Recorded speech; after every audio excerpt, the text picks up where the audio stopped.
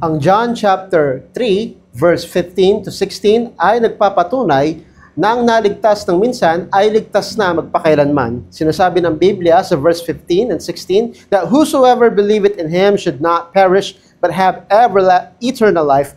For God so loved the world that he gave his only begotten Son, that whosoever believeth in him should not perish but have everlasting life. Ang verse nito ay isa sa mga pinakasikat na verse sa Bible, pero marami ang hindi nakakaunawa. Dahil sinasabi dito, na kapag ikaw ay sumampalataya, ikaw ay nagkaroon na ng buhay na walang hanggan. Hindi niya sinabing baka ikaw ay hindi mapahamak, baka ikaw ay magkaroon ng buhay na walang hanggan. Kapag sinabi ng Diyos ang bagay na iyon, yun ay magkakatotoo at kailangan niya ang iyong tiwala. Hindi ka dapat magduda, kundi magtiwala sa Kanya para ikaw ay maligtas at ibibigay niya sa iyo ang buhay na walang hanggan. At pag binigay niya sa iyo ang buhay na walang hanggan, nangyari yon na ikaw ay sumampalataya, hindi pag ikaw ay namatay na.